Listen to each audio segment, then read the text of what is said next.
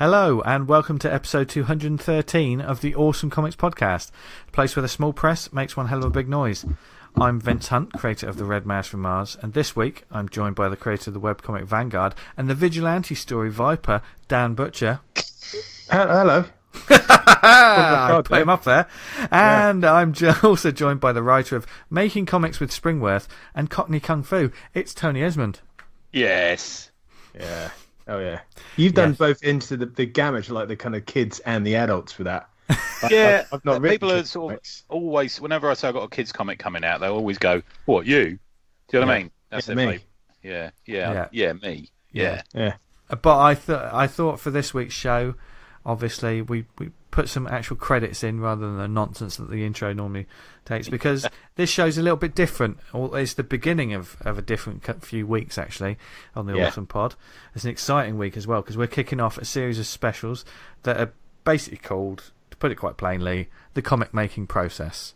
And we put up a logo and it seems to have got a bit of buzz because it's all about comic making process. It does sound rather highbrow. Don't worry, we haven't changed. Yes, we haven't changed, but we are going to be focusing. Well, yeah, it's going to be nonsense still, and it's going to be fun.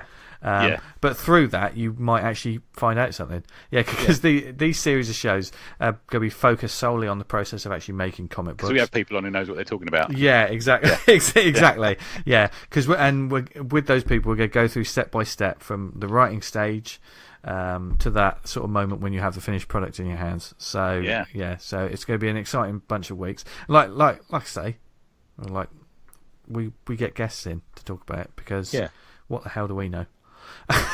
We're in no position to tell you how to do things, and that's. Even though we've got writing chops ourselves, kind of getting in the guests we've got tonight, and it's just like the wealth of knowledge you can kind of mine is fantastic. Yes. So thank you for all the questions that anyone sent in. We'll be doing this for every show that comes up, so we can't guarantee that every question will get asked, because normally, you know what this show's like, we have a good conversation and it goes in all directions. So sometimes you find the guest, and this has happened today, sometimes you find the guest answers them before we get to them. Which is quite nice. So with these shows we're hoping to discuss, inform and learn as much for ourselves as any of you people listening as well. I know there's certainly some tidbits coming up in the upcoming interview that I've made notes of in terms of words per page or things like that. So so this week is going to be all about writing, and we were very pleased to be joined by David Hine this week. I don't think there's a comic book he hasn't written. Yes, God. There's one point he lists off the UK ones, like, oh Christ, I read all them as a kid. Zoids, Ghostbusters, Transformers, Action Force, Sleaze Brothers. It's brilliant. But then you just look at what he's done for Marvel. He's done 6 or 7 different X-Men books. He's done Spider-Man books. He's done Daredevil books. Batman. And he's got fantastic image books such as Sonata and another upcoming book that he talks a little bit about. The Marked as well. So. I say this in the interview, but Sonata is extraordinarily good.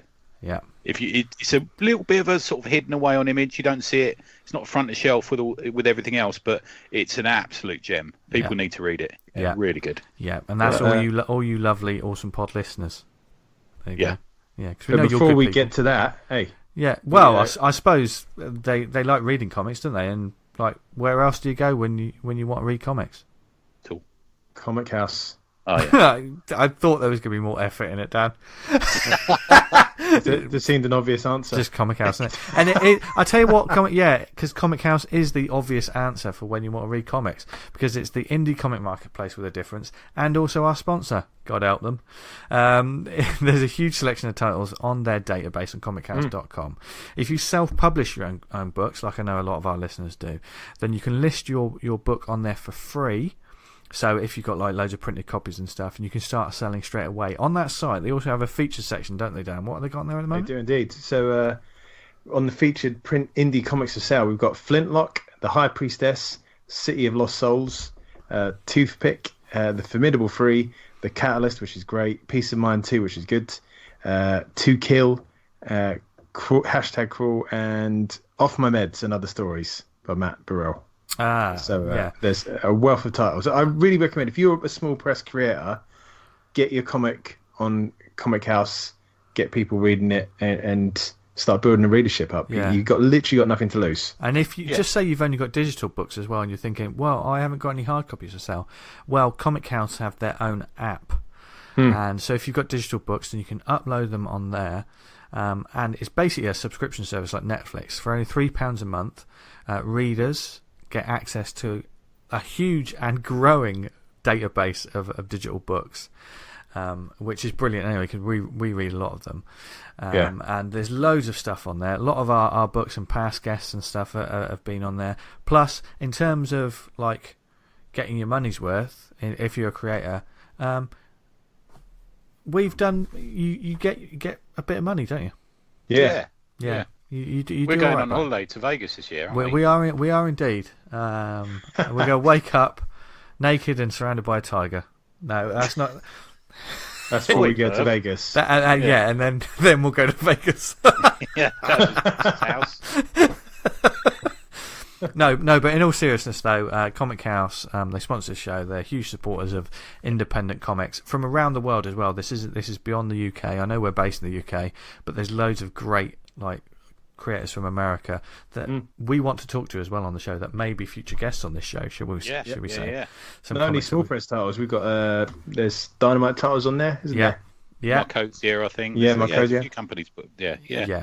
And there's lots of titles that I've been meaning to read for quite some time that have just recently appeared on there. So I know I'll be reading this weekend. So there you go. If you want to find out more, then go to comichouse.com and you just get stuck in and selling comics. Reading comics. Yeah. So obviously that we're not going to mess about with lots of stupid waffle. You don't want to hear us. We've already done that. Yeah, we've already done that. We bored our guests with it. No, like I say, this is the beginning of something new for the next 5 weeks.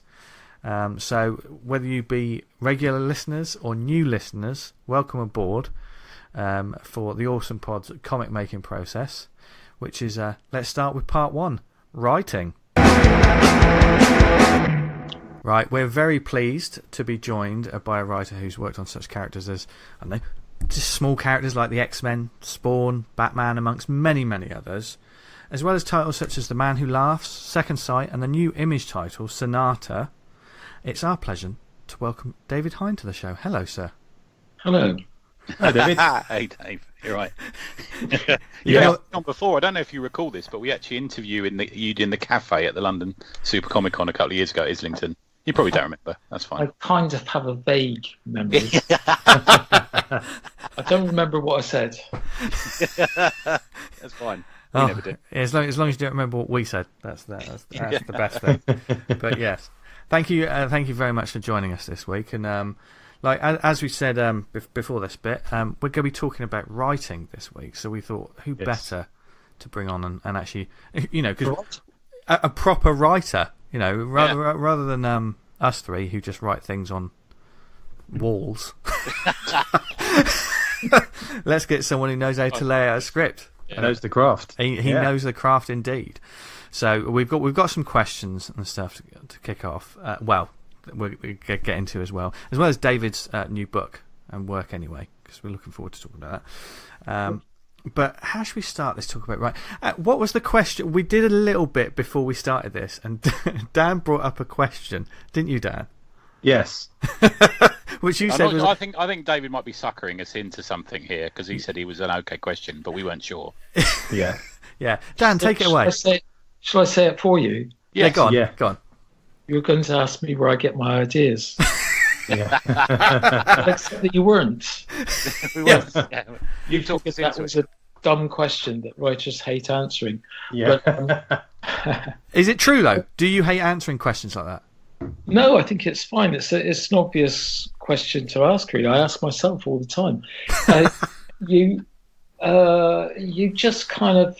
I remember this because when I was at art college and I just started out doing some comics, somebody asked me that question, and I said, "Well, you can write about anything." I said, "You could write about a guy who lays an egg," and I'm making a note of that. She said, "All right, go on then," and I did.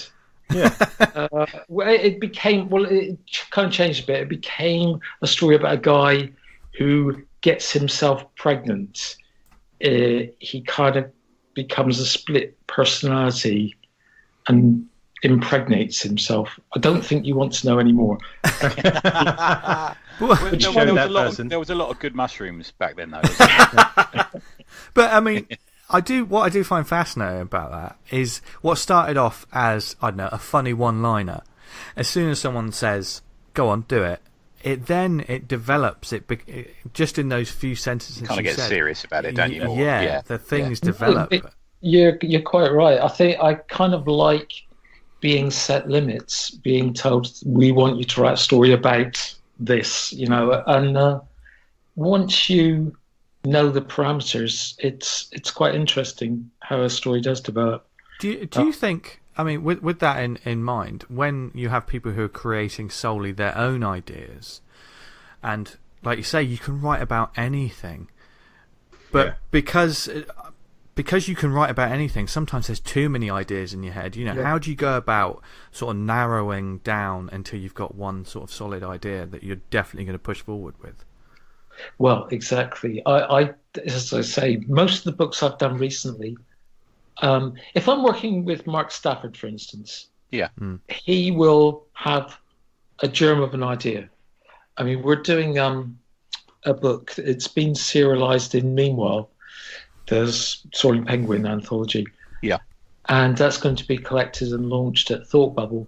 And that started with Mark just saying, like every town has a place that everyone thinks is haunted. He said, but what about in a new town? What if you had this new town that hasn't grown organically, it's just constructed? Yeah. And they want to make the town seem more authentic. So they're kind of like, we haven't got a haunted house. So you actually import a haunted house into this scenario of a brand new town. I already love that idea. Yeah. Mark's great as well. I know you've worked with him on a few things. You've worked on the Victor Hugo book and stuff, didn't you? He's an amazing artist. Yeah, really great. He's absolutely brilliant. I think he's one of the best artists in the country, in the world. For those that don't know, is he still the artist in residence at the Cartoon Museum? I think he is indeed. Yeah. Oh, nice one. Still there in the brand new. Yes, I've not been to the new venue actually. Yeah, I must go there. Yeah. Oh, it's a fantastic place. Yeah. Where is the new venue? It's up in Wells Street, just off Oxford Street, I think. Oh, that's right. Yeah. I always wonder about people who choose writing as a career, David. It's a strange choice in a way, isn't it? How did I know? Because I read. I don't know if this is true, but I read an interview with you where you said you didn't go full time until like 2004, but you were writing stories in the 80s and stuff, weren't you? If that's true, why did it take so long? What I meant was I didn't go full time purely as a writer. I was mostly making money from drawing. And income. Okay. Yeah. But when I was very young, I mean, I wanted to be a writer from the age of about 7 or 8. I wanted to write science fiction stories. I used to write what I thought of as novels. They were probably like 50 pages on a very small notebook. It's not bad still, though. That is. Yeah. Yeah, my first one was called The Adventurers Go to the Moon. Because yeah, I know it's like Enid Blyton science fiction. But at the time, it was all there for the. We hadn't landed on the moon yet because this was, what was it, 1964, I think. Okay. So I could do anything with it. So I just had these guys. They were known as the Adventurers, and it opens with them sitting around in their flat. They get a phone call from NASA, I guess it was. And they say, guys, we got a rocket ready to go to the moon. We got no one to fly it. Do you want to do it? So they kind of leap in their cars, drive off to the space base, jump in the rocket and fly to the moon. And when that... You sound fascinated, Scott. No, I was about to say, it sounds like the plot line for a new Fast and Furious film, to be honest. Yes, that's right. Yes, no skills required. Yeah. So Fast and No Furious acting in ability space. required. Yeah. they get to the moon. They get to the moon, but there's a guy already there. He's a mad scientist who's building robots to attack the Earth, which, funnily enough, kind of became part of the story in Bulletproof Coffin.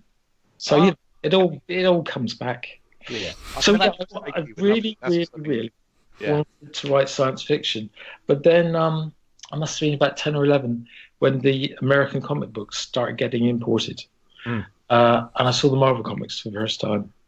And then, I really got the comic book bug because I think it was because the way Stan Lee at Marvel was, the way he interacted with fans, I think that was the big thing. He talked about himself. He talked about all the artists. He invented this idea of the ball pen where they all hung out. Yeah. And it just is really cool. They all had nicknames, didn't they, and that sort of thing. Yeah. Yeah. So if you was going to kind of give a bit of advice to someone starting up their first kind of comic, they're going to start writing their own comic, what kind of thing would you like to pass on to them as like a do or a don't? Oh, blimey. I don't know. I've made all the mistakes you could possibly make. Maybe. I think the problems I've had, maybe learn to say no. Okay. Because I've done so much sort of diverse stuff that I tend to say yes to stuff that I didn't really want to do. Okay. Do you know what I mean? Yeah. So Is that the freelancer mentality, though, Dave? Is it? It That, is. Yeah. yeah, it's like, you want to pay me? It's not easy to say no, but do you know what I mean? I worked for so many different things. People don't really know what they're going to get when they pick up one of my comics, because it could be superhero, it could be horror, it could be slice of life, it could be comedy. I think it's easier if you have a very distinctive style, tone, theme. I've always thought Steve Niles. Okay. That's it, just right, because he's the horror guy. Yeah. He's got that sort of you kind of know what you're getting when you see Steve Niles. You know the sort of flavour that you're going to get with it. Yeah. But even though you've worked on, it says a lot about your work that you can work on such a diverse and huge range of different sort of titles. But I'm guessing that no matter what it is, whether it be your own work or work for hire, your script process and your story process essentially stays the same, doesn't it? It would be the same for everyone. So what is your process, as it were? From thinking of a plot to script, how or being given a character. How long is it before you do an actual script? You don't just jump into a script, I'm guessing. Oh God, no! If you're starting a new series, new characters, new concepts, it can be a very long time before you're ready to start. It'll usually, let's assume it's something brand new. You're gonna have to pitch, and in order to pitch to a publisher, you need to figure out characters, theme, plot. You'll want most of the elements of the plot in place because publishers want to know how the story ends, for instance. Okay, interesting. So if it's, it could be a couple of months of working on characters, the setting, the bare bones of the plot. Having said that, it could be something. What very often happens is that you'll make notes. I've got stacks and stacks of notebooks where I just jot down ideas, and then I go back to them and add to the ideas. It can gestate for literally years. Yeah. Okay. So, but let's assume someone has actually commissioned you. You've usually got, I would say, about a month to get everything in place. I'll give you an example. I'm working on another series for the Judge Dredd magazine right now. Okay. Yeah. So I knew what the length was going to be, who the artist is, the characters, but it needed some new twists. I had some input from the artist. Based on that, I came up with a 10-episode series, submitted that to Matt Smith, who's the editor there. Yep. He came back with some suggestions. It's like, I like this. not sure about this. And it's been about a 1 month process. That's in between doing other things, obviously. Yeah. And that's when you get down to actually pinning down page details and panel layouts and stuff like that, is it? Once long before that, is it? the outline of the plot has been approved, then I'll break it down. I know pretty much where the plot goes. The last outline I sent had a breakdown, just a very short paragraph on each of the 10 episodes. Right. So then I'll go back and start on episode 1. Okay. And break it down into pages.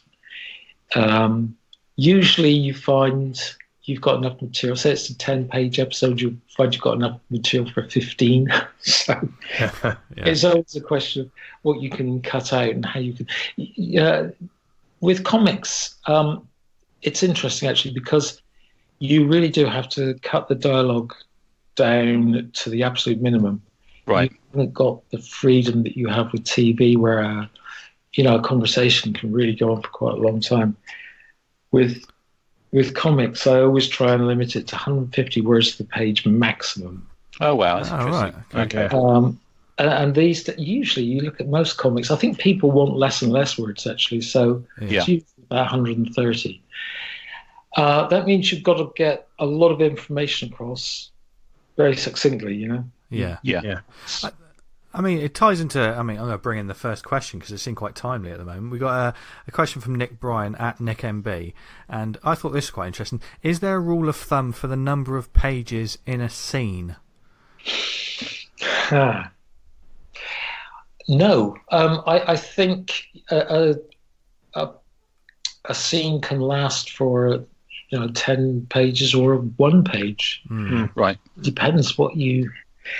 This is the thing. I think in an episode of the Judge Death story that I did, you would usually... Because I had 2 locations that I was using pretty much in every episode, I probably balanced it 4 to 6. So you'd have 4 pages set in one location, 6 in another.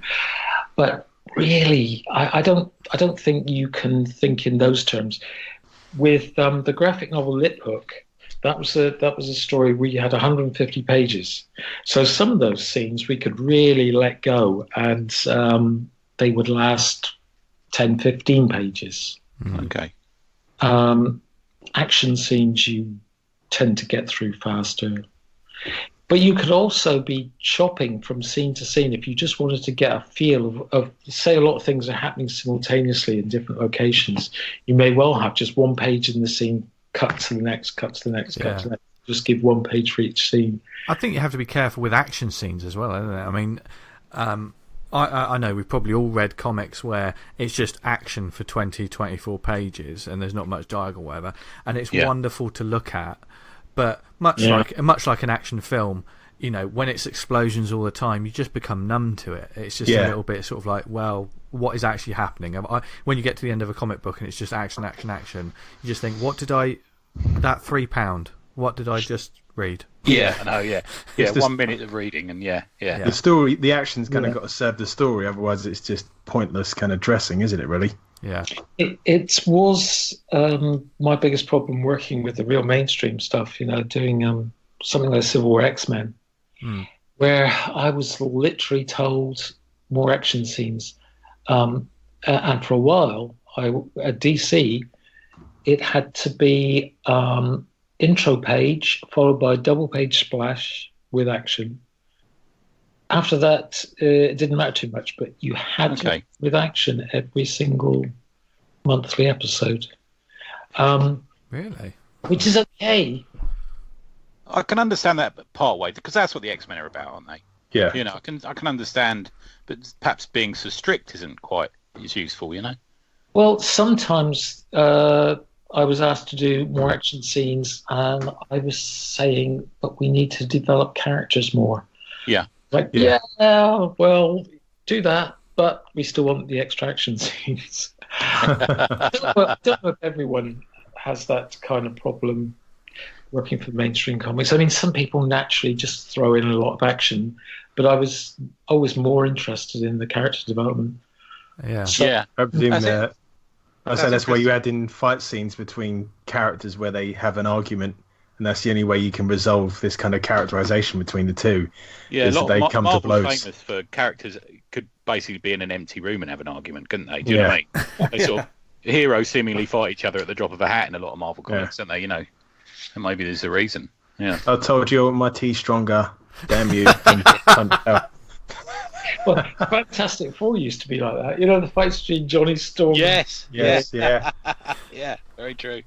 I was wondering actually when you just bringing up talking about Marvel and 2000 AD, if you get a job working on a character for one of those companies, do they assist you with, because we can't, as much as we all love comics here, we can't know everything about everyone. No. Yeah. Do they assist you in a bit of backstory, or if you ever, well, what happened to the Thing last year, or doesn't Judge Dredd have a hole in his shoulder from being shot, and stuff like that? Do they help you out, or is it down to you mostly? 2000 AD, everyone who works there seems to know the characters inside out. So Right. Okay. Yeah. they Yeah. couldn't tell you anything. Marvel, no way. Most of the editors haven't got a clue where the characters have been passed. And when I was doing X-Men, sometimes they'd send me not actual copies of comics. They used to, I think they had like interns who would photocopy stuff Right. and send you, or scan stuff rather, send you masses of scans. But on X-Men, I mean, doing the 198, there were an awful lot of different characters, and a lot of them were obscure. I was saying, I haven't read this stuff. There's no way I can find out all of this stuff, without buying 2,000 comics. But they put me in touch with a fan. I forget his name now. I wish I could remember his name. He was just like a fanboy. They knew that he knew everything. So whenever I had a question, they just this guy. And he was just brilliant. He could tell you. That's great. That's great. Yeah. Ever done. When I did Spawn, I started on issue 150. Yeah. And the first thing that happened was I was sent a copy of the previous 147 that come out, plus scripts for the last couple that hadn't yet been drawn, which is great. But if you think about it, it takes at least 20 minutes to read a comic book, as long as it's not one of those all-action ones. Yeah. 150 comics, that's 50 hours of reading. And let's face it, there's a lot of stuff. I love Spawn, but there's a lot of stuff in Spawn that isn't perhaps necessary for you to do. That, you know what I mean? Yeah, quite a lot of dialogue heavy Spawn as well. Yeah. Yes, it was actually. But I was dedicated. I went through, read them all through once. Then I read them all through again, putting all different coloured post-it notes for each character, so that I need to know how a character's arc had developed. I could just go back and look for the pink post-its or the orange post-its. That's awesome. Yeah, that's very dedicated. I wish every writer would do that level of work, because that's top notch. Yeah. That was a while ago, though. Bring it back. So, like, when you've got the sketchbooks full of the notebooks full of ideas, even though they're just like story ideas or little bits and bobs, someone would approach you and say, "I want you to do a story on this character." Would you go back to the notebooks and then look through and think, "Oh, that idea could be worked in for this character"? Yes. Okay. I do. I mean, like I say, I've got a hell of a lot of notebooks going back, probably 20, 30 years worth. So I often kind of just flick through notebooks and find stuff that I've completely forgotten about. That's useful. Often there's stuff. Because we always advocate the writing in the notebook or email a message to yourself when you get an idea, because they can sort of come and go, and if you don't have a record of it, you kick yourself because you can never remember it.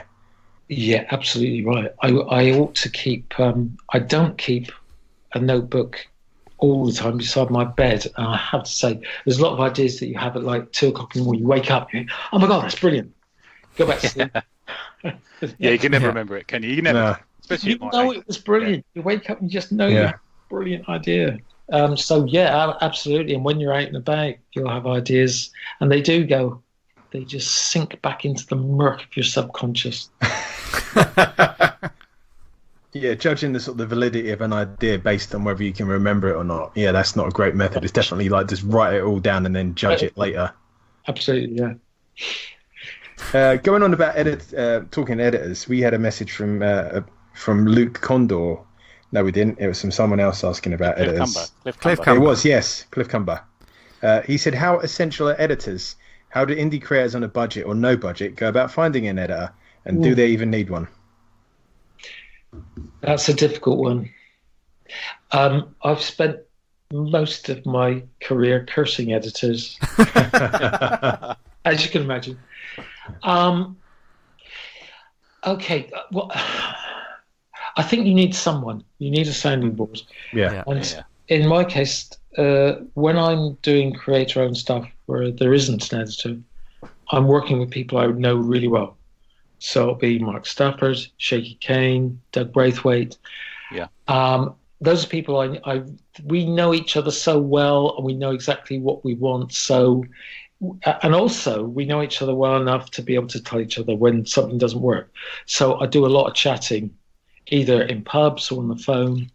And that is brilliant because they'll tell me what's wrong with the story. They'll come up with ideas, and I can hopefully tell them when the artwork's not working. Although that would be a little bit more awkward, especially if they've just done a double-page splash, fully inked and covered. How does it work with Image? Because I take it, do Image give you an editor, or do you find someone? Because I mean, that's kind of a self-publishing platform in a way, isn't it? Because I know you've had a few books out through an Image. Sonata's just come out, and your next one's coming out through there, isn't it? Yeah. They will. You can find an editor. I know a lot of people do prefer to have an editor. Right. I'm not quite sure how that works, though. I think people usually find someone they already know, and I'm assuming that Image pays them, and then it's taken out of your profits. So you sort of go as a package deal to them, do you? Is that the idea? You can, but as I say, I've never done that. I always just go with my artist, and we just present. No, there's never. Once you've been accepted, your book has got the green light from Eric Stevenson or whoever. Yeah. There will be no editing process from Image. They're not going to kind of put in quality control on what you do. It's totally down to you. So the only editing will be if you ask for it. Mm-hmm. Right. That's interesting. Okay. But as I say, but actually Matt Smith is a very good editor. I found, because you can have editors who, you send a script or an outline or whatever, and what they pick up on and say they don't like, that's your favourite bit, and the suggestions can be really stupid. But Matt's great because so far every suggestion he's made, I've kind of thought, oh yeah, it's always been an improvement. Oh, that's excellent. He's been there a long time now, Matt. He's almost the longest running editor, isn't he? I think. He probably is, actually. Yeah. He also has done some writing himself, so I think he knows the business inside out, really. Because you've worked on a few British titles. You worked on Crisis. I suppose Pat Mills was your editor there, was he? Or no? Who was editing Crisis? My mind's gone blank. There were several different editors at different times. Okay, I'm not sure that Pat Mills was ever the editor. It was like his comic, so politics were all his, and he made sure that there was only the stuff he wanted that was in there, I think. Okay.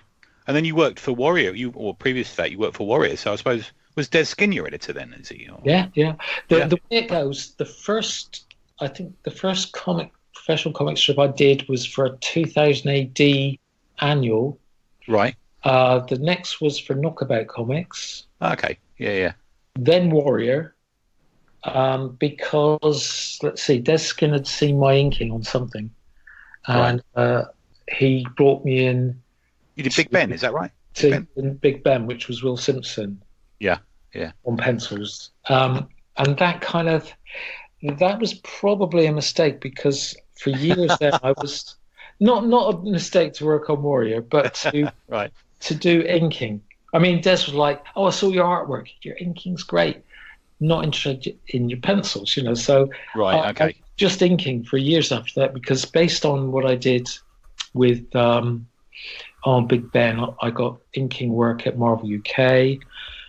And frankly, it was an easy buck, The hard work is in the penciling. I just had finished pages, Kev Hopgood to start with, and I'd sit there with the radio on, ink, and it was enjoyable, it was easy, and it was well paid. Right. But I got kind of stuck because the theory was that I did the inking in the day, and in my spare time I'd do my own comics.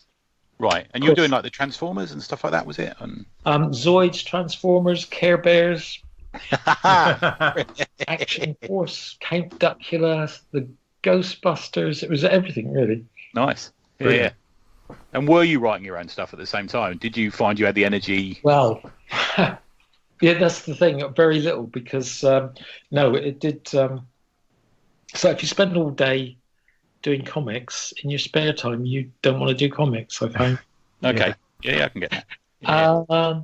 I did. I think the next break was I was inking. Oh, what was it called? That thing that was based on the Blues Brothers. Sleaze Brothers. Sleaze Brothers. Yeah, I was inking that. I think I was like 2 issues in. I got a call from 2000 AD. It was Steve Cook, who was the designer on 2000 AD and was a really good friend, had gotten me in to do a few illustrations. And then based on that, I think it was the work on Crisis that came first. Right. Before, yeah, it definitely was. Working with Myra Hancock, who was great. I mean, we did Sticky Fingers for Crisis, then we did Tales of Moto for 2000 AD. Right. And after that, I was writing and drawing Mambo, 3 series of Mambo. Right. And you were doing some. You write some Future Shocks as well? Is that Future Shocks? Yeah. A Judge Dredd, which I think was written by John Wagner, which I drew. Nice. So yeah, finally I was getting to be a bit more creative.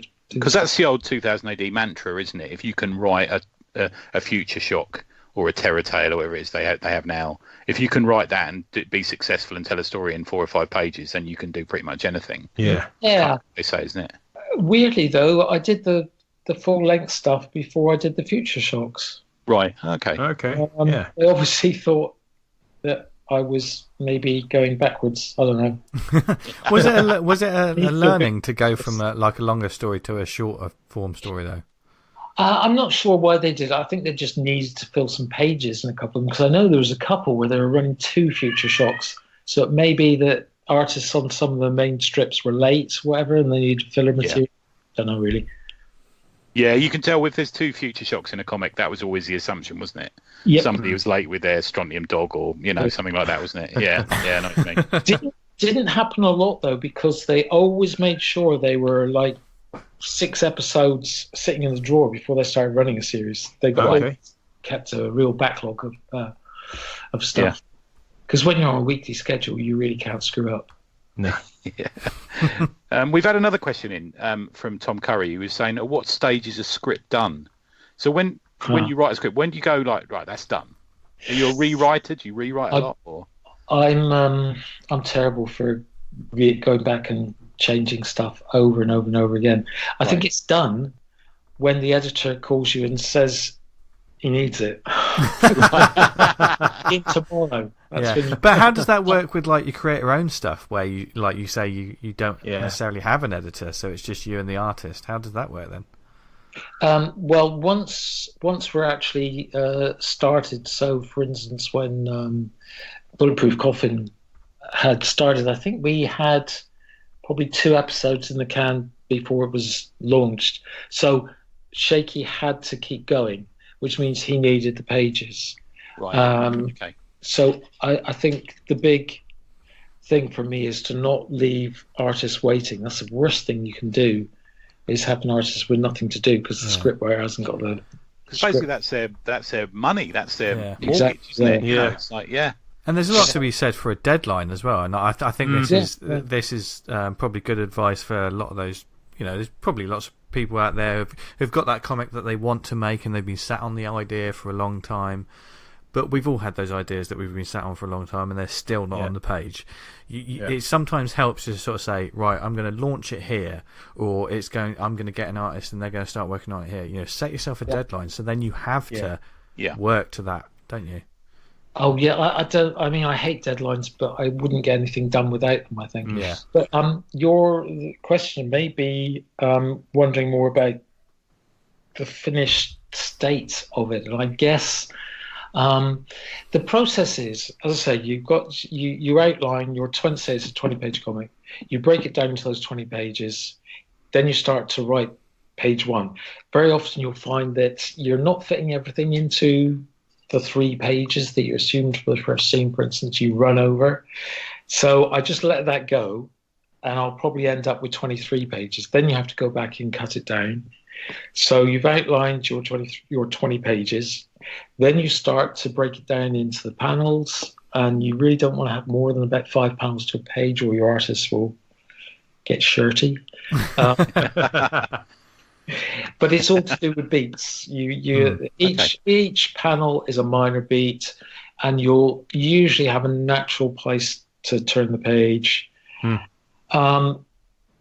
Then I usually type out dialogue in a very sort of conversational way, almost as if it's like a screenplay, and then work out how I can break that down into the panels. Okay. So you hear it in your head as a conversation first before you decide. Yeah. Oh, interesting. Yeah.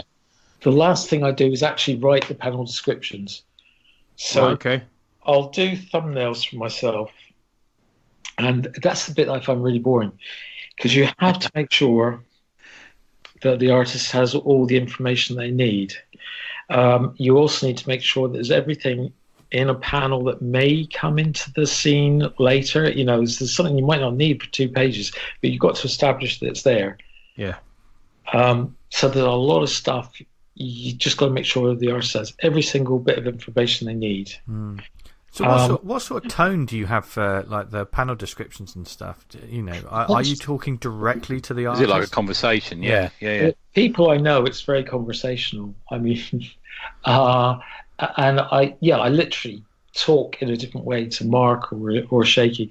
If it's someone, very often, especially with Marvel, it'll be people that I've never met. And have no communication with at all, apart from the script.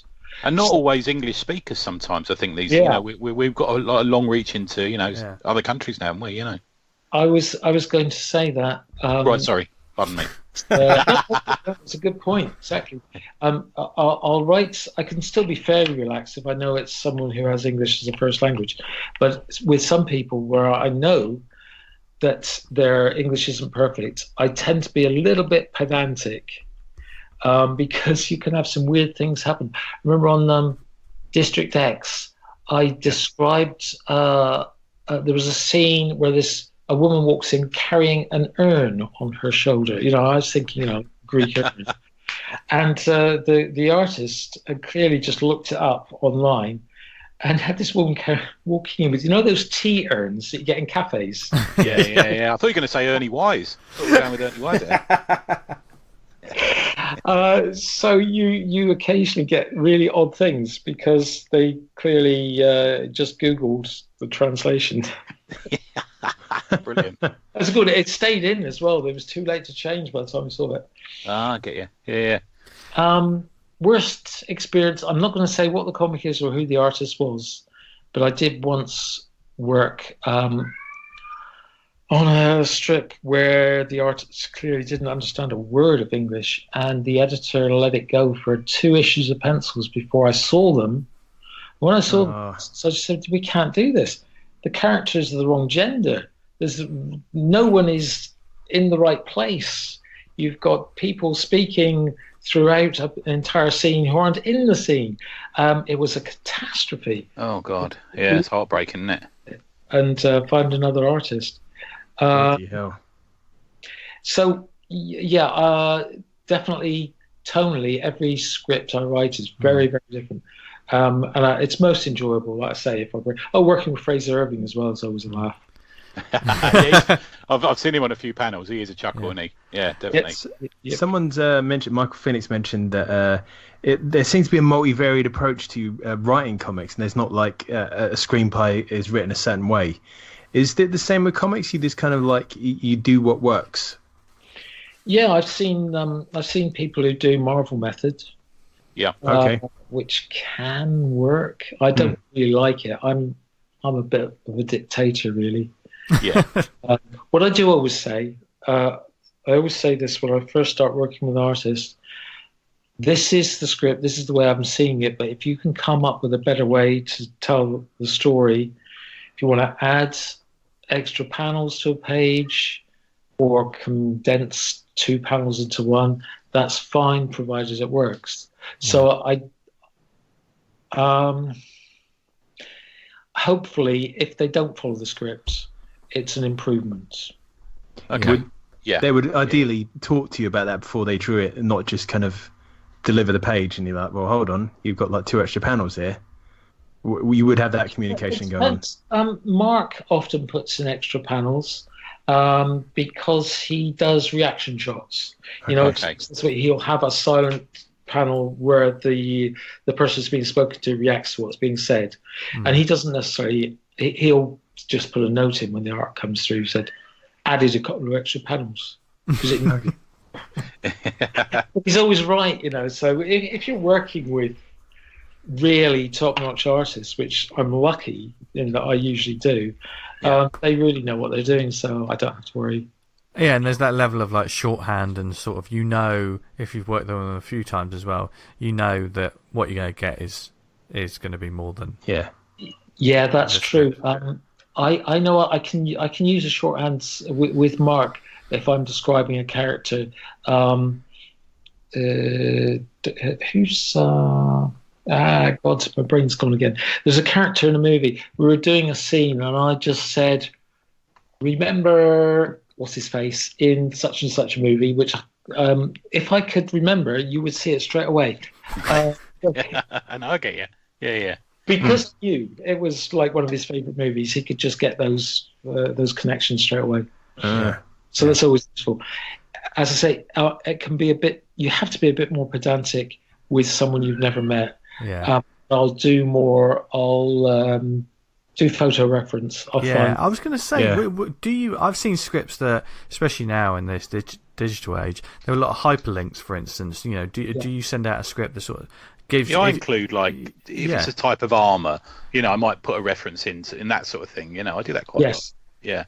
Yes, because it's quicker to do that than to, laboriously describe the armor. It's like this. But definitely much easier. And occasionally, again, I don't like to tell an artist how to lay out a page or whatever, but sometimes there's an effect that you have that is a visual effect. It can be the way the camera moves or the way you zoom onto an object.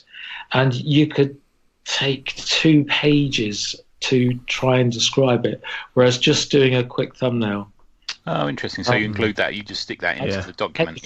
Yeah. If it is something that is a purely visual effect. Yeah. Do you just write it in? What is your actual writing process? Is it just Word, or do you use a writing program or anything like that? Or I use Word for my comic scripts and Final Draft when I'm working on screenplay. Okay, because they kind of expect that, don't they? A lot of film companies. Yeah. And Todd McFarlane always used to like Final Draft as well. Okay, yeah. I think it's probably because he was always thinking. He thinks like very visually. He's like a movie. Right. Yeah. And certainly, I see a lot of comic scripts that look like movie scripts a lot of the time now. Yeah, I've actually had artists say to me, "Can you center the script so it looks like that movie script thing, with the characters written in capitals and that sort of thing." You see that occasionally. Oh, right. I always use lowercase for description and characters and use uppercase for the dialogue. Oh, okay. But interesting. some people do it the other way around. Because it just sticks out. Okay. you could be like Alan Moore, and everything is in caps. There's a letter of his going around today, isn't there? Like a typed letter. I don't know if you've seen that on Twitter. And people are going, "What kind of typewriter is that?" You can get USB typewriters. Do you know that? Can you? Computer. Yeah. Not sure why you would want to do that. Hipsters, man. Hipsters. Yeah, hipsters. Damn hipsters. We've got all the questions he's got, and there's a couple from Gustavo Vargas. Yeah. And they say, when do you know when a story is worth telling? Oh, that's a tricky one. Yeah, it's a good one though, I think. It's a very good question. I think probably you are the worst judge. It's tell somebody your story. I mean, my wife has put the kibosh on a couple of ideas. Yeah, because it can be the death of enthusiasm, can't it? When you tell, because every time, I don't know about you, I think of what I think is a fantastic idea, and I'll write it down in a notebook, and but sometimes if you tell someone and they don't respond in the way that you think they're going to respond, you'll suddenly think, "Oh God, well that was shit," and then never touch it again. Is it too self-indulgent? That's another question you ask yourself, isn't it? Although I did have a comics writer once I said, what's your new comic about? And he told me what it was about for 45 minutes. And it's possibly the worst 45 minutes of my life. I guess it's always a good idea to put ideas away. Yeah. A couple of, even, I mean, ideally, when a script is done, you should not send it for at least a couple of days. Okay. Yeah. Unfortunately, because of the nature of the business, you very often are just literally get to the last full stop and send it. Yeah, but with a lot of the self-published world these days, I think that's a handy tip. You've done your script, step away from it for a couple of days before starting on your pages or anything, because space does help from your stories sometimes. Yes, yeah. I'm too close to everything I do. Yeah, we all are, aren't we? Yeah. How do you find it? Have you ever had to approach, shop a script round to artists as opposed to publishers? Do you have to, as a writer, because we're kind of salesmen in a way, aren't we, with our stories? Do you have to go to an artist who you think is going to be good, maybe someone you've not worked with before, and say, well, what do you think of this? I'd like to work with you. Any tips for that? Okay, the only time really that I went and looked for an artist was when I went to Doug Braithwaite for Storm Dogs. That's a great series, man. Yeah, great. It looks amazing as well. Yeah, it does. He was under contract to DC, I think, at the time. Okay. And so I thought he wouldn't be available, and I know what happened. I did try an unpublished artist, and he's a really nice guy. Came around and he had some brilliant ideas on the story and everything. But when he started to do some sample pages, we could see it wasn't going to work. So I had to, pull out. And I think he realised as well that he wouldn't be able to handle 6 issues. It would have been his first project. Okay. So it was probably a bit early for it. And then I heard that Doug was about to come out of his contract. So me and my wife jumped in the car and drove up to his house. We were actually going up there anyway. But I said, damn, Doug, I've got something I want to put in front of you, see what you think. And it was good because he was actually looking around to do something. Now he was out of his contract, he wanted to do something. Was that pre-publisher, was it? Or did you have a publisher?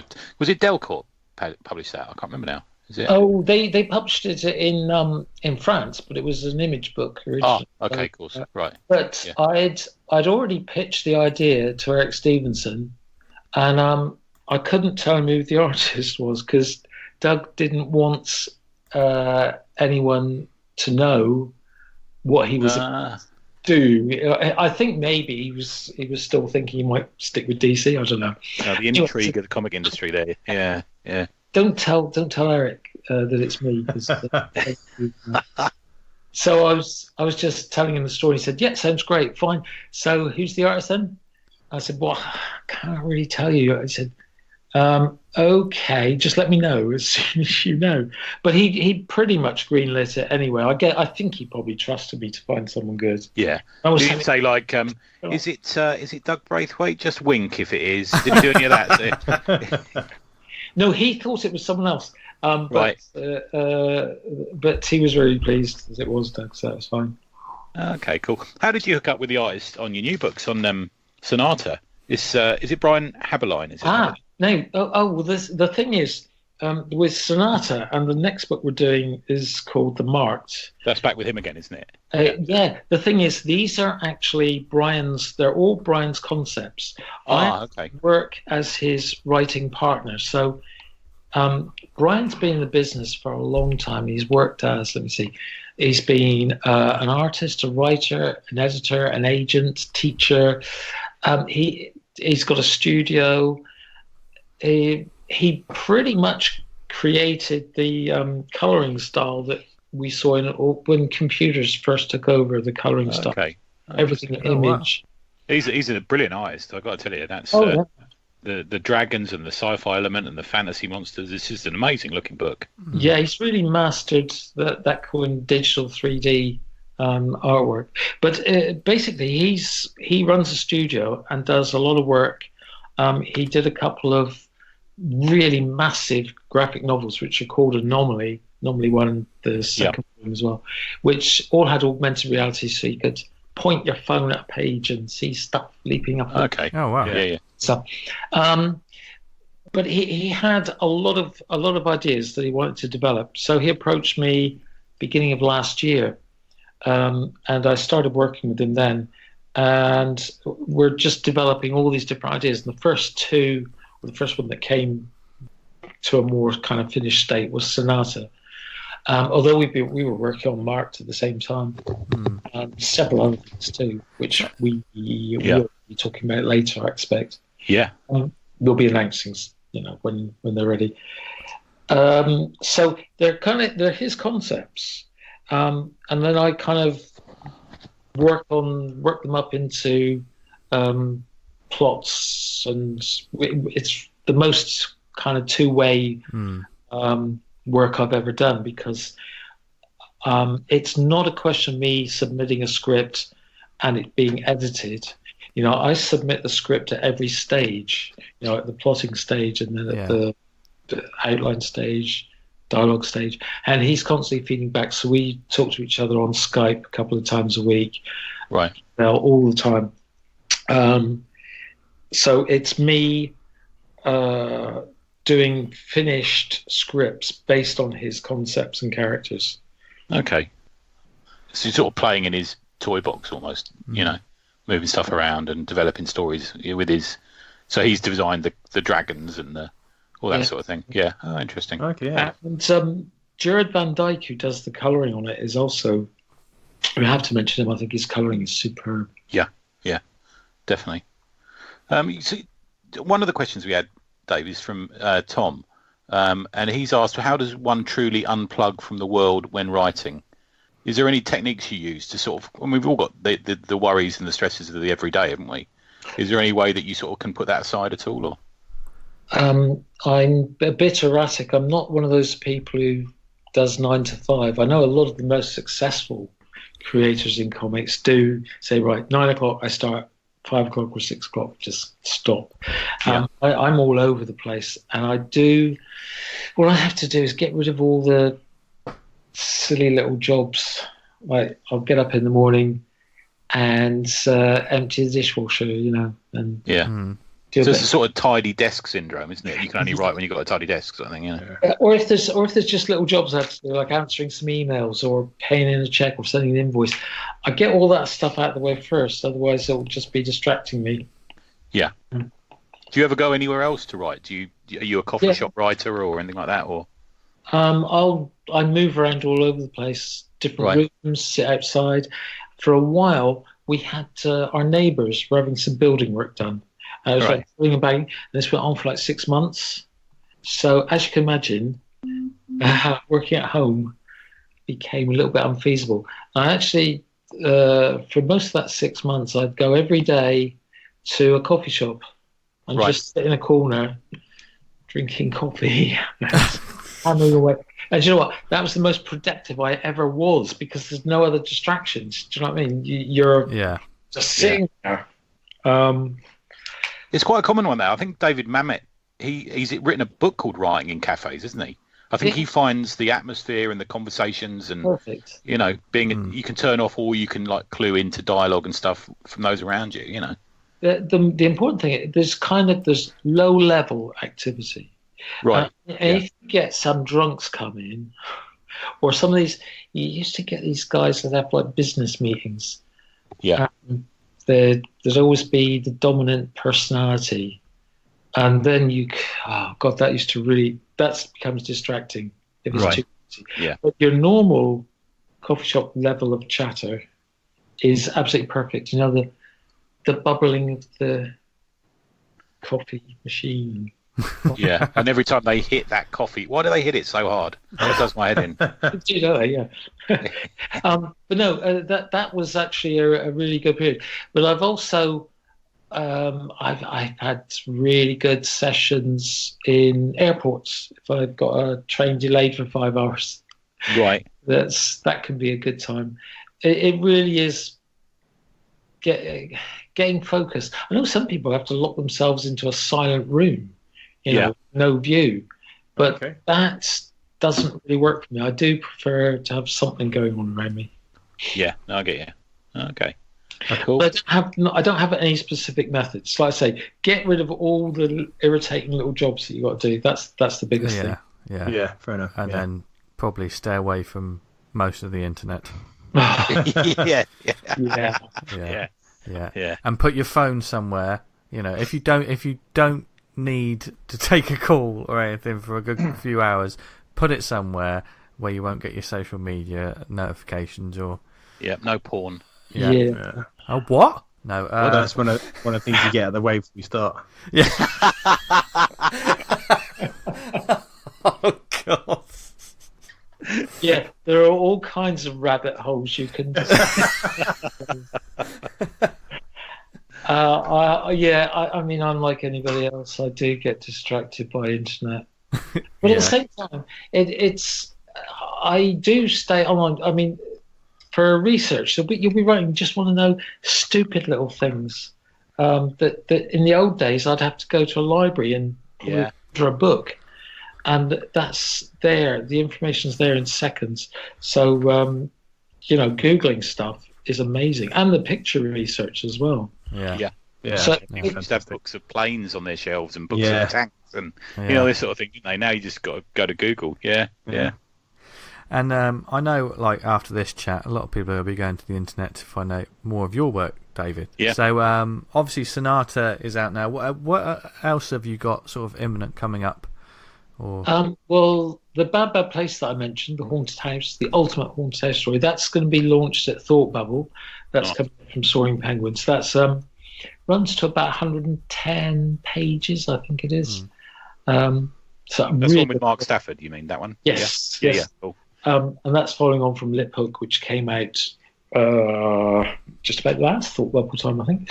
Oh, really? Okay.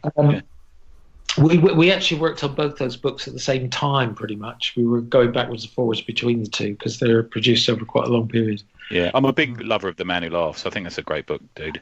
Oh, that sort of sly poke at the Joker as well. I just really like that, you know. Yeah, actually, we also had the only problematic thing about it, I love the cover. I think it's the most brilliant cover of anything I've ever worked on. But someone once came and said, "That's Tony Blair." Once you say that, you can't unsee it. That's terrible. So there's that. The Judge Death story that I did with Nick Percival for the magazine is going to be collected. Oh, cool. Nice. Told, which will be nice. Just trying to think what else is on. The Marked, obviously, is that's out in October, which is the next one for me and Brian. That's a story about witches, modern witches. Oh, okay. So it's a big departure from Sonata. Oh yeah, very, very.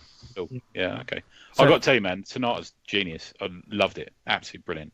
Oh, good. It's got so many elements of stuff in. You think, oh, is this going to be a bit like this? And it's not. It's new. It's like fresh. You know, the way he's done it. There's nothing much out there like it. Really good. Yeah. Thank you. The other thing, there is another project I've been working on that it's quite an unusual. We got some funding to work with UNESCO and a group called Pop Up to go into schools to produce comics. Oh, nice. Oh, this is interesting. We like this. Yeah. Because there is a question which also the last question we're going to have is from Fairspark Books, who say, as a writer, does your approach change for the age you are aiming at? Well, it had to a little bit because I don't think I've ever done anything that's all ages appropriate. But Strange Embrace, surely. What are you talking about? I worked with, there were three of us. There's me, Rachel Ball, and Luke Healy. Oh, we're friends with Rachel. Yeah, she's good. Yeah, good egg. Yeah. And we went into a school in Nottingham to produce comics based on the work of D.H. Lawrence, which was pretty fascinating stuff. And we were working with, I think they were mostly 14, 15 years old, and also with university students. Okay, because Sons and Lovers and all that sort of things, I suppose, I'm old now, but I suppose must be on the GCSE syllabus still, stuff like that, is it? Or I don't know. The thing is, we're working with in a school in Eastwood, which is where D.H. Lawrence was born. Oh, okay. We've got the houses in the school are named after his Lawrence House or whatever, but I don't think they were actually learning. They weren't being taught D.H. Lawrence at all in the English lessons, so it was quite an eye-opener for them, I think. But what was amazing, we went in to see all the archives, which are in Nottingham University and in a place like the Birthplace Museum. So we're seeing like original Lawrence manuscripts and letters, and that was fascinating. Wow. Ultimately, there will be 6 comic books that will be produced by these students and being published by Self-Made Hero. So, it's like their first comics are actually going to be professionally printed. We're having a launch at page 45. Oh, nice. Oh, that's amazing. So it's a great opportunity for the kids, because, I would have killed to have that opportunity when I was that age. Yeah. Wow. Get your stuff properly printed. So when is this going to be happening again? I think our launch is end of October or early November. I'm not sure the dates exactly now, but before it's finished, Well, keep us posted, and we'll put a shout out on the show. Yeah, that might be something that Nottingham Comic Con are interested in as well. I mean, there's that's around that time as well. Dave. I don't know if that's of any use. Yeah. Okay, I'll pass that on to Pop Up will be organising. They're a brilliant group as well. They go into schools and get the kids to write poetry and novels and short stories, all kinds of stuff. And they bring in professionals to basically show them how it's done. I think it's amazing. Yeah, Nottingham they're a family orientated convention. I think they'd be really into that. Well, that sounds perfect. Then, yeah. We'll talk afterwards. Yeah. Speaking of conventions, you obviously table at a few conventions. What's your schedule like for the rest of the year or beginning of the next? I'm doing Thought Bubble and Nice. Bedford. Oh, okay. Yeah. Which is always a good one. And both of those are great because they're purely comics conventions, not all the other rubbish. Yeah, I table for a comic company. We've just signed up to MCM again. It's going to be terrible. Yeah, it's going to be good, Tony. Be positive. Come on. Right. I still do a few of those, but anything that's called Comic Con these days usually isn't. Yeah. Tell me about it. Yeah. Well, we'll probably see you at Thought Bubble. Definitely. Yeah, we're there. Yeah, and looking forward to picking up all this stuff that you're going to be releasing there. That sounds pretty amazing. But definitely. Thank you for joining us tonight. Well, thank you. I've really enjoyed it. Thank you. Yeah, really enlightening. We're doing like a craft month where we started with the writer and we'll be doing artist and that sort of thing as well. And this is a great kickstart to that. Yeah, really good. Yeah. Yeah. So, and where can people obviously get your comics and find you online and stuff, and find out more about your work? Well, I've got a Twitter account, Facebook, and I've got a blog it's called waitingfortrade.com. Ooh. Right, cool. There's a lot of art, examples of art that you're working on there, isn't there? Yeah. Yeah, really interesting. You've done a thing about women with tattoos. Am I right in thinking that at the moment? There's a bit about women with tattoos. That's for the marks, because they're why they're called the marks. Okay. Oh. I get you. Yeah, interesting. Yeah. There's quite a lot of making of stuff on there. Great. Oh, that's brilliant. Nice. What a perfect accompaniment to this show. You can go over and check out David's blog and his work, and you're always busy, David. So we're always going to have comics to read from you, which is brilliant. Yeah. Well, it's good. I wasn't busy all the time. I had a couple of very slow years, but no, it's good to still be busy at my age. Say hello to Shaky from us as well. We loved having him on. He was brilliant. He's a dude. Yeah. Oh, he's a genius. He isn't he? I do work with some of the best people. Yeah. Stafford's great, isn't he, as well? Yeah. Love his stuff. Yeah. I remember Shaky telling us that he puts all of his art in the bin that he doesn't want, and I'm still trying to get his address out of it so I can hang about by the dustbin. Oh, there. Well, thank you very much, David. And as Cheers, always, David. You're welcome back anytime. So, and we'll Definitely. probably want to talk about the Marked again in the future as well. So, Okay. yeah, you might hear David again when we might interview him at Thought Bubble. You never know. You never know what's happening on this show. Yeah. Yeah. Oh, hey, he's well up for that.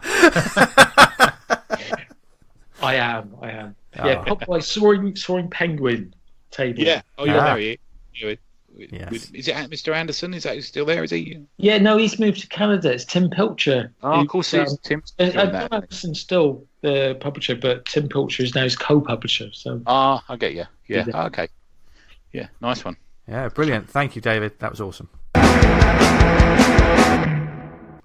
There you go, folks. How was that? Excellent. Very good.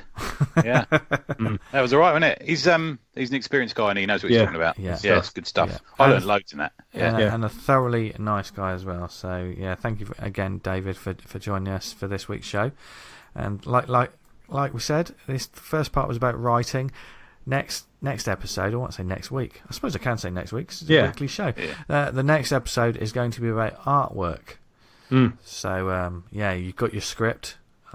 The stage moves on. Think of those questions now because they're really handy to have. Like, what you want to know, we can ask the professional, and then you get the answer. Yeah. And we've got another exciting guest. We're not going to announce it now, but we're endeavouring to get new voices on these shows as well. Yeah. We've got a couple of good planned ones, haven't we? Yeah. All right. Yeah, some badass shows. So stick with us, folks. Hope you enjoyed that one. But we're on the end of the tunnel now. But before we get on to the recommendations, does anyone have any shout-outs this week? Yeah, I've got one. Ella Upgraded. It's currently on Kickstarter, out of Fair Spot Books. Writer Dan Whitehead, artist P.R. Daedalus, colours Abby Bulmer, and letters by Jim Campbell. Jim Campbell. Interesting. He does a lot of lettering, doesn't he? Does lettering, doesn't he? Yeah, that's interesting. Looks great, man. This is just like a fun comic. A young girl gets superpowers, and it's just so well. If you go to the Kickstarter, there's the first 10 pages are there to read, and it's a class act, man. I've got to tell you, it's looking great, really good. Another great book from Fairspark. There you go. Nice one. I'm going to give a shout out to Mahoney's issue 2. Oh, cool. Where the pledge levels on this are really, really reasonable. Some of the better ones I've seen on the Kickstarter. For £1, you can get the PDF of the comic. That's quite right too. Yeah, that's great as an initial backer. And for £3, you get the PDF and the print issue.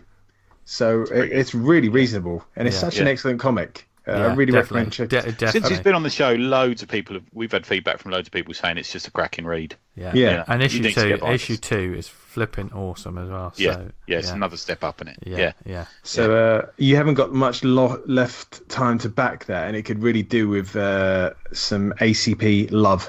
Yeah. So go check it out. Yeah. Nice. I've got one, and it's going to be a Kickstarter, but I'll simply say this. The earth is dying and the gods don't care. They hoard the life-giving energies of the world tree, and the mortal realm below suffers. Over 7 lifetimes, Silverbeard, a cursed guerrilla warrior, battles demons, monsters, and the blighted land itself to overthrow the greedy deities that would turn the planet into a wasteland. Yes, this is the Kickstarter for the 7 Sagas of Silverbeard, and if you didn't know already, it's about a barbarian gorilla. So why haven't you played it? I'm all over this. I've done this. Yeah. He's doing well though. He's at 250% pretty much, isn't he? Yeah, they have already smashed it. Get behind it. Get on it. Yeah, the creators, Pete Taylor, I think it's Mark Hughes, or The Art of Sock. They put it together. It's 40-paged, oversized comic book that contains 2 stories, and you definitely need to check it out. Just check out the Kickstarter page. We'll put a link in, and that'll sell you on it anyway. Yeah. That Pete's a good egg. He's on the Lakes. He does interviews for the Lakes. Nice. He's always good interviews. Yeah. And he will be a future guest on this show. That much is guaranteed. Cool. So there you go. So is that it? Oh, you've got one more, haven't you, Tony? Oh, Hackney Zine and Comic Fair, 8th of September. I will have just been at Not Another Comic Con with me and Stuart Mulroney are going to do it. And if you listen to the Nerds Who Haunt Themselves this week, me, Stuart, and Is McAuliffe all talk about conventions. We get a bit lively and it gets a bit saucy. I mean, you say that, but I think it's one of the best conversations about the comic convention scene that I've heard in quite some time. So... When we came on, we promised ourselves we'd be honest about stuff. Yeah, and nobody's like picked out and nobody's like picked on, but it's just an honest experiences from me, from being paid to table, and from those 2 guys for running them. It's interesting. I learned a lot about it. Yeah, and we talk a lot about old school comic conventions, current comic conventions, the trends in zines, and celebrity signing conventions and stuff like that. It's fairly wide ranging, and it's a giggle as well. So have a listen. There was one incident you mentioned that I completely forgot about, and it was when the Lakes, their lineup was criticised by a creator, and they whipped up the online mob into a frenzy, and people were pulling out. And you guys made the point is you have no idea what's going on behind the scenes, who's been asked, why they could or couldn't come. Yeah, it's really frustrating to sort of make these judgment calls that there's sort of like an ulterior motive to the reason why the people that have been there are there. Do you know what I mean? There can be 101 reasons why.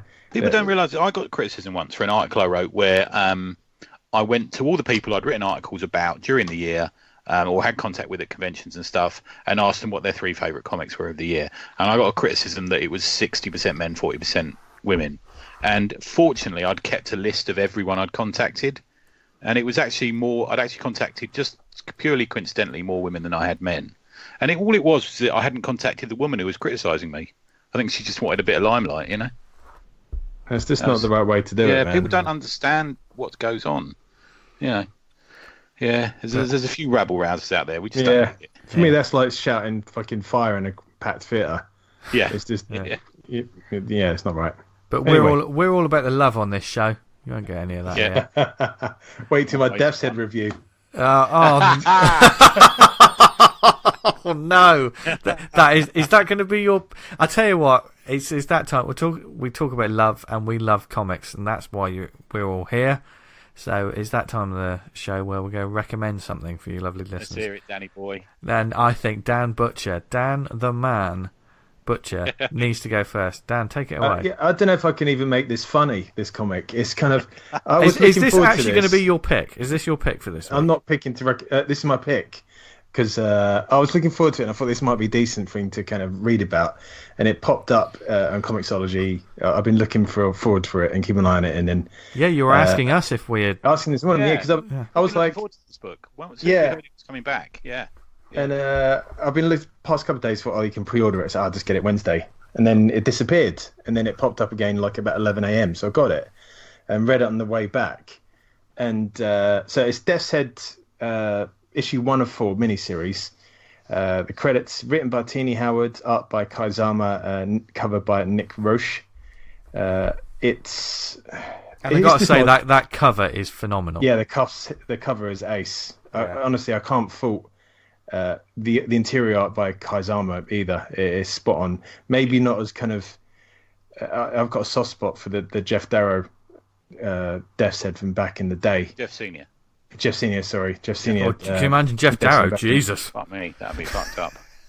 He done when he pops up in.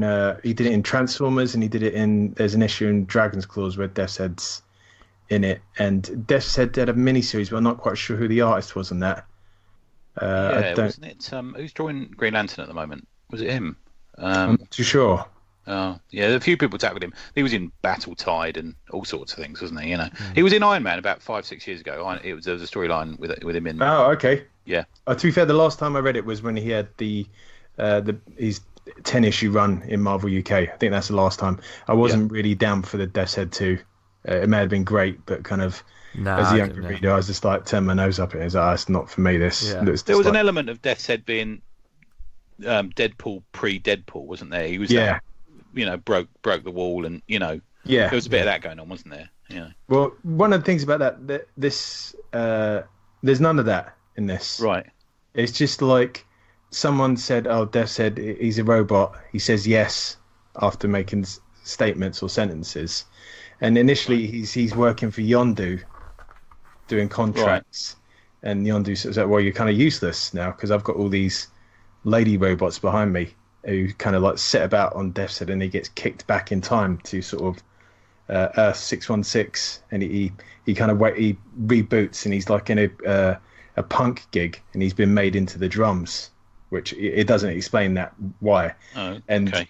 At the gig, you've got the two of the Young Avengers, Hulkling and Wiccan, and the comic spends more time, I think, fleshing out their relationship and what they get up to and what they do than actually focusing on the Death's Head character. It just feels pretty much a waste of time. I just so uninfused. It's really bland, boring. It sort of ends. I've done total spoilers here, but the Wiccan characters are looking through various different realities, and you see different versions of Death's Head, and in the end, Death's Head reboots in their bathroom. There's a short battle, and they uncover that there's a different version of Death's Head's body underneath their bed, and that's the sort of cliffhanger. What happened to this? Where did it come from? But I won't be picking up any more of this. It's just not.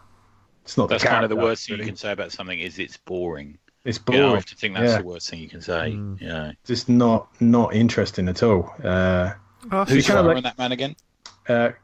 Pardon? Who's the writer?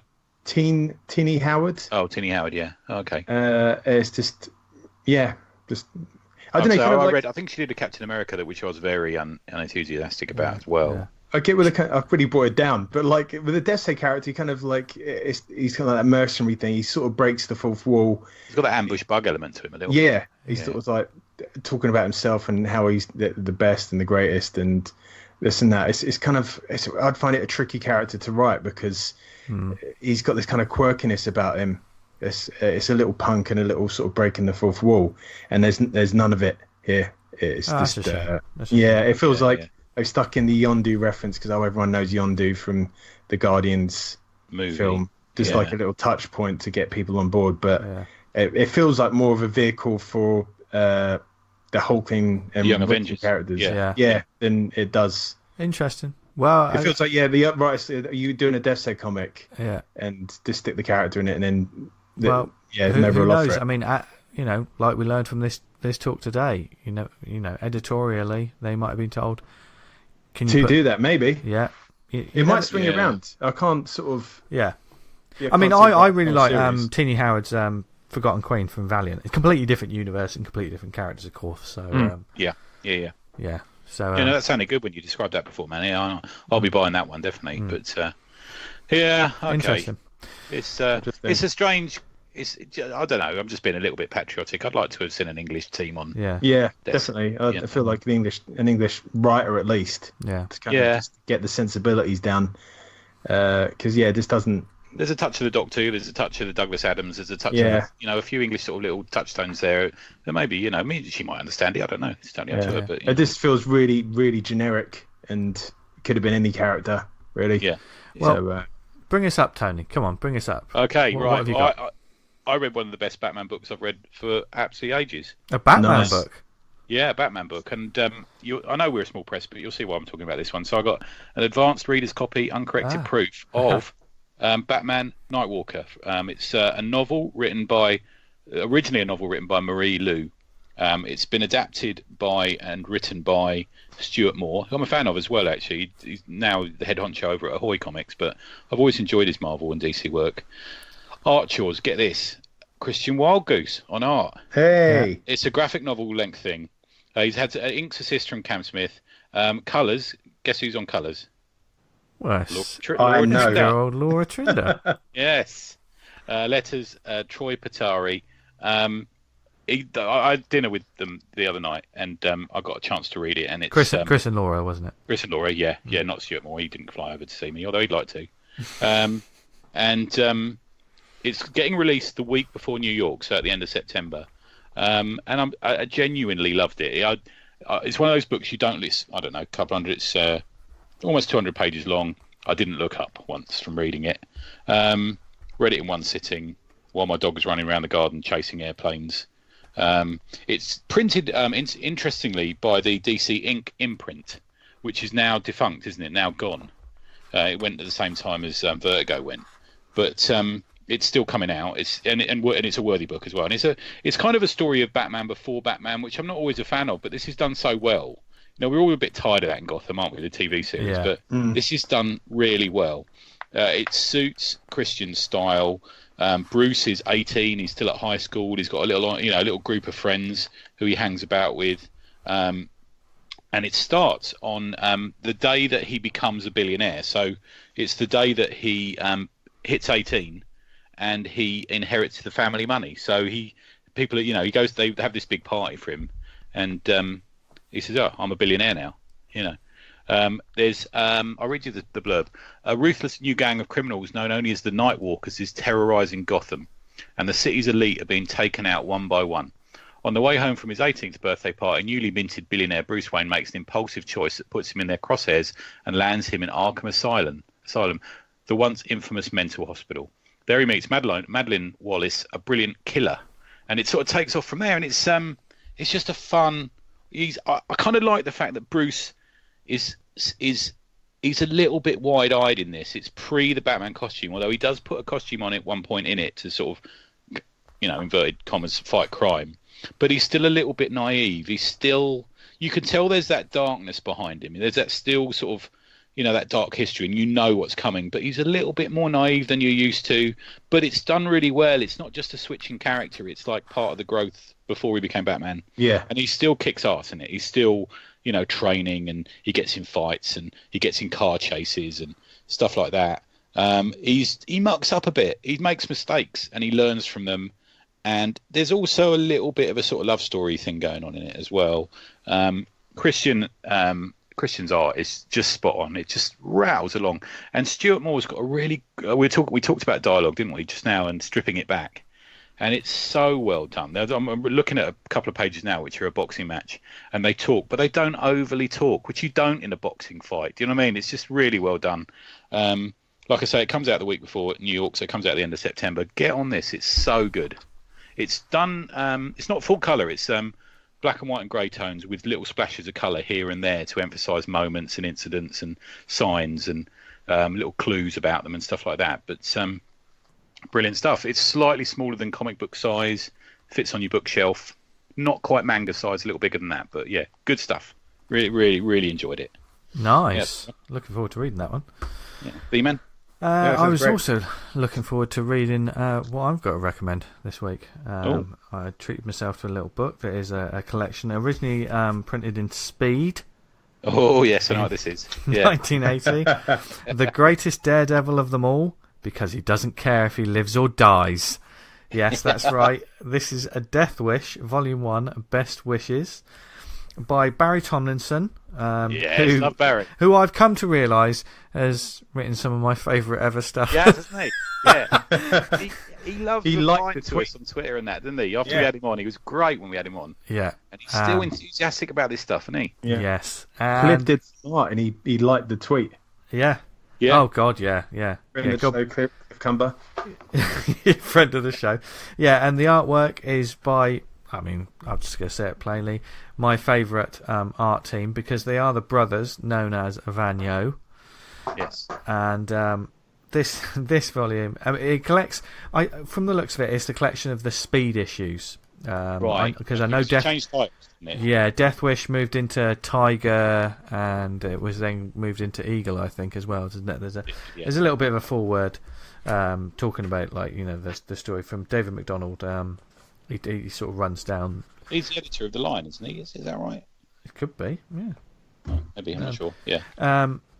But this, we talked about it on the show once before. I think we briefly mentioned the Death Wish character. And it's one that I always like the visuals of, but I'd never read. So the fact that Rebellion are putting together all of these little collections, because I talked about Turbo Jones from the Wildcat series, and they've done like Invasion 1984, the 13th Floor, which is on my wish list, and they've got an upcoming. They just put Bella at the Bar out as well. Yeah, I think and there's a collection of Loner, which was a character from Wildcat. That's coming out in September. That's going to be another must-have. And Death Wish was one of them, and I thought, oh, this is a perfect time to get stuck into it and like just have a bit of fun, you know, reading these sort of, because it's 1980, you know, that sort of comic voice from 1980. That's always fun to sort of read as well. This is pretty gruesome as well for kids comics. This is pretty dark. I did post something on Twitter about it. I mean, it's great. It's adventure comics. It's proper fun. It basically, Blake Edmonds is a stuntman. You know, he was a world famous F1 driver, and like he was all about the need for speed, as it were. And then he had a terrible accident. He was in this sort of race where you have to drive a car, and then you, I think you parachute, and then you get in a plane, and he gets in a plane crash, and the only way to get out of it, he has to run through fire, and he basically burns his entire body, you know. So he goes from being like once a supremely handsome man to being hideously scarred and burned and stuff, and he can't stand it. So he has like a mask made, which looks like steel, even though he's got a leather maker to make it. So I thought it must be a leather mask. I presumed it was a leather thing. Yeah. Okay. Yeah. The cover makes it look sort of the way they've coloured it. It sort of looks like like Doctor Doom's mask. That's the way it's like metallic. Yeah. Right. But you know, you wouldn't know that from the interiors because it's all black and white interiors anyway. It's not coloured. There are coloured covers in it. But yeah. And do they include the covers from the issues? Do they? Yeah, they do. Yeah, they do. Oh, that's nice. I like that. Yeah. And I mean, the mask itself is such a distinctive look. I always thought it was, even when I hadn't read it. But yeah, the story itself, you know, Blake is he can get on with his life, but he's now decided that he's just going to do the stunts that no one else would ever attempt, you know, and because he lives for adrenaline, and if he dies, well, then it'll just put him out of his misery. And what a hero. yeah. So it is this stuntman, like there's a sort of a prototype. They're going for the speed record, and like two drivers have died before, whereas like Blake himself is like, well, I'll do it if I die. And he says, here's his dog. You mean you'll try crazy things like testing the XK7, the new rocket car that's already killed 2 test drivers? That type of thing? That's exactly the type of thing. You've given me the idea for my first and hopefully my last stunt. And I just thought, Jesus. Bit dark. Fucking hell. Yeah. And like after he gets the mask for the first time, you get that wonderful sort of comic panel of like seeing him with the mask on. And you know, these stories always there was a little monologue, wasn't there, at the end of the first arc of any of these types of stories, you know, once the character's been created. This is Death Wishes, which immediately I thought, Jesus Christ, they don't make them like this anymore. Blake says, I got my injuries from speed, and speed has always been my life. I want it to be my death as well. I'll try stunts that no one has ever dared to try before. If I succeed, it will not matter. If I fail, it will be a release from my agonies. Follow the adventures of Blake Edmonds in the next free gift issue of Speed. yeah. Get a free disfigured face in the next issue of Speed. There goes, and Mr. Speed, that's why we're not going to insure you on Churchill. No. I hate Yeah, fucking know. but I mean, all that aside, this is a fantastic adventure comic. The artwork is stunning from page to page. Looking at the sort of artwork that Van used to do in the day, it was so consistent. So the detail's amazing. Barry's dialogue is cracking. Because these were comics that were, 4 or 5 pages at a time. Do you know what I mean? And he was he was a legend in getting that pacing right for those sort of weekly comics, wasn't he? Yeah. So I can't recommend this enough. I know when I posted it on the cover on Twitter, a lot of people said, "Oh, I need to get this," and there's probably a lot of people that used to read it when they were younger. Whereas, I think it's perfect for those people that want to be reminded of the comic that they love. But for new readers, this is just great fun. It's just absolutely. I think for a lot of those comics, there's a little bit of a distance. There's a little bit of a disconnect with current readers in the art style. But I think that one of them all, works the best. Yeah, it's definitely because I think Vanyo's work is still, like you say, like some older work doesn't necessarily match up to some people's standards of like modern artwork, does it? Yeah, and style and everything. But then it's still got the energy and power in it. Yeah. And the panel design, I was looking at it thinking, oh, I need to try panels like this, the layouts and everything. So, yeah, and it's just worth it because on the back of the book, there's a picture of Blake Edmonds' burnt face, and it just says, "If you had a face like this, would you care?" So it's just quality. Cover to cover. So imagine trying to get that comic through today. I know you just couldn't. There'd you be just couldn't. Twitter storm, wouldn't there? Yeah. And I know the character. I think eventually goes on. He learns and he makes friends and stuff. And Barry sort of evolves the character. But the first volume is just spectacular. So get your hands on this if you like that sort of stuff. Plus, it's like I say oversized, but it's like that UK weekly comic size. Yeah, cool. Sort of stuff. Like so So there you go. Nice We've run the gambit of comic comic bag. books. Yep, a mixed bag, but a fun mixed bag as well. So there's lots of from pros to the ups to the downs to the fantastic interview we had with David Hine. So thank you again to David for joining us, and we hope that you people out there got a lot from this show and learned some things. If you've got any other questions or maybe you want to follow us up on any of the things that we talked about, then there's several different ways you can get in touch with us. You can email us, awesomecomicspod@gmail.com. Likewise, let us know if you've got any questions for the next show as well.